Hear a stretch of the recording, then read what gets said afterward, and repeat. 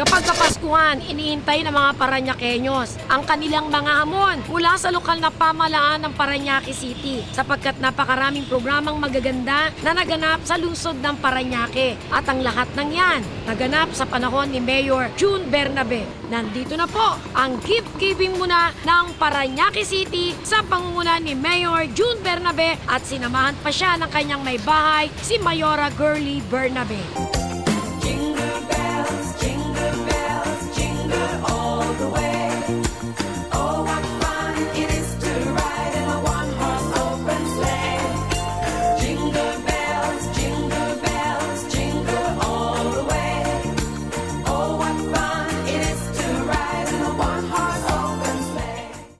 RPT Online, yun po ay Real Property Taxes Online. Ibig sabihin po, pwede na ho tayo magbayad ng ating amilyar sa internet, web-based. Ang requirement lang po doon, kayo po ay mag-e-enroll. I-access nyo po yung website ng Parañaque, www.parañaque.gov.ph. Mag-open ho kayo ng account sa Land Bank kasi yun po ang official depository. Pagkatapos ho nung first step na yun, pwede na ho kayong magbayad ng inyo pong Real Property Tax Online. 24 hours, 7 days a week, pwede ho kayong magbayad. This is going to be very convenient sa mga kababayan natin. Una-una, hindi na ho sila mahahassle sa traffic, parking, tapos pagpasok ko doon sa loob ng ating pong taxpayers lounge, lalo na ho sa deadline. There are about 200,000 real property units. In-expect po natin na even if we have not increased our real property tax rates and our schedule of values because of the convenience, marami ho magbabayad. Nakatira sa abroad, mga nakatira sa probinsya, may property dito sa Parañaque.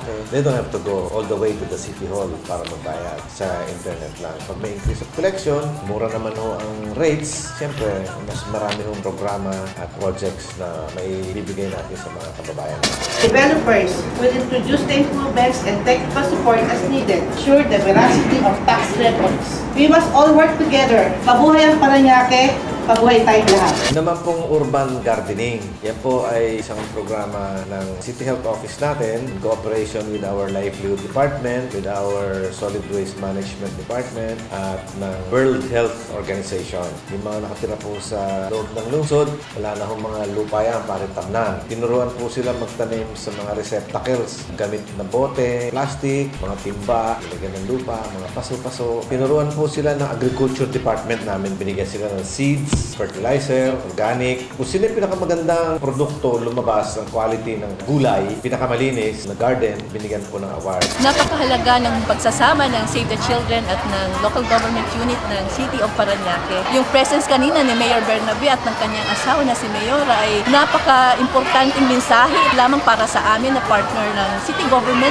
mismo dun sa constituents ng Parañaque City that the mayor and the city government is behind this project of really solving the problem of hunger and ensuring that there's food in every household here in Parañaque City. Hataw Parañaque. It has always been a dream, no, of the mayor to really achieve that goal, no, yung healthy Parañaque City. Natutuwa kami kasi very responsive ang mga tao. Kaya naman siguro nagkaka-award din ng city sapagkat katulong namin ang komunidad para ma-achieve po ito at tulong-tulong sa kasipagan din ng ating mga health service providers. Inaanyayahan namin ng buong Parañaque City ang mga nakatira dito na makiisa sa proyektong ito. Linisin natin ang ating kapaligiran. Hataw pa, Parañaque!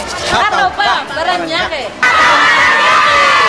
Nagiging problema kasi po sa Baclaran. Napakarami po ng vendors na dumadayo. Hindi po mga taga-Parañaque po lahat dyan, taga-Baclaran. Dumadayo po yan. Nagtitinda po sila sa gitna ng kalsada, sa Redemptoris Road, sa Quirino Avenue. Yan po ay nakakasikip sa pagdaloy ng mga sasakyan at saka ng mga tao. Ay istorbo po yung mga tao-bayan. Ginawa na nga po namin ng Agri-Industrial Fair doon po sa Service Road. Ang problema, nung nabakante nila yung kanilang pinapwestuhan, pinasukan naman ng mga taga-ibang bayan na vendor. Although nandun ang MMDA, nandun ang police, hindi naman kasi mabantayan ng straight 8 hours. Nabalitaan po yan ni Secretary Robredo, kaya pumasyal po siya sa Baclaran. Pinagsabihan namin yung mga association presidents na kung maaari, mabitabi naman sila. Maganda naman ang tanggap ng mga tao dahil sa Kapaskuhan, marami hong mimili, marami hong nagbebenta.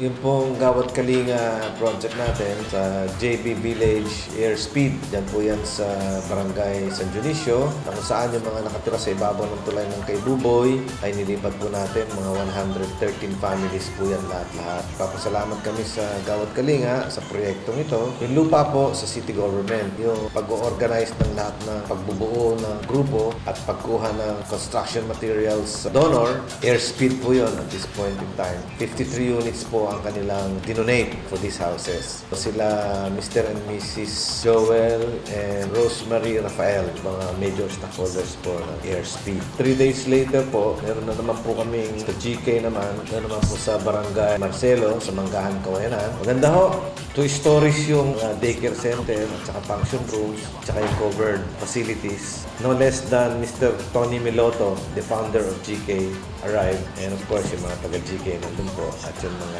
benefactors. Ito yung magiging gateway ngayon ng Parañaque. Kung galing ka ng Makati, napakabilis. Buhat sa Buendia, ito'y siguro 8 minutes. You'll be here. This will really bring progress dito sa Parañaque. Ang toll rate na gagamitin natin ay yung paring discounted toll rate na 65 pesos. Simula sa December 22, ibabalik namin yung dating toll rate namin na 85 pesos. Ang mga motorista natin ay makakatipid pa ng 18 pesos kasi hindi na nila babayaran yung doon sa segment ng upgrade na sukat to Bikutan. Hataw na, Parañaque! Taon-taon naman nagbibigay po tayo ng regalo sa ating mga kababayan matira po sa informal settlements. Nandun pa rin yung aming binibigay na hamon. Yan po ay ating po pagkalinga sa kanila sa darating po na Pasko para mabuo yung kanilang pamilya. Meron silang pagsasaluhan sa Noche Buena. Ito po yung aming pinamimigay tuwing Pasko po. Tawag po namin dito Pamaskong Handog, alay po ni Mayor June Bernabe, kung saan meron silang mga grocery bags at saka isang hamonado sa bawat tao, bawat ticket na pamimigay po namin. Binabati ko ang lahat ng mga taga Parañaque at taga Barangay BF ng maligayang Pasko at maraming salamat po sa inyo lahat at doon po sa tumatangkilik po sa aming pamilya pa rin at sumusuporta at naniniwala. Andito po ako sumusuporta sa pamilyang Bernabe dahil po sa aking anak na SK Chairwoman ng Barangay BF at the same time SK Federation President ng lungsod ng Parañaque. Hataw pa, Parañaque! Maraming salamat po! Again, magpapasalamat kay Rose Solangon sa IBC 13 sa kanyang pong programang Gabay at Aksyon sa pag-cover po ng mga progress reports po natin dito sa lungsod ng Parañaque. Lalo-lalo na po ito latest yung pagbubukas po ng Sukat, Bikutan stretch ng elevated highway 3.5 kilometers yan po sa South Luzon Expressway. Sabi nila by April, bubuksan nila yung Alabang exit. Malaki pong ikaluluwag ng traffic situation yan dito sa southern part of Metro Manila. Ito po si Mayor June Bernabe ng lungsod ng Parañaque. Sasabi po sa inyo lahat ng maligayang Pasko at manigong bagong taon. Hataw pa, Parañaque!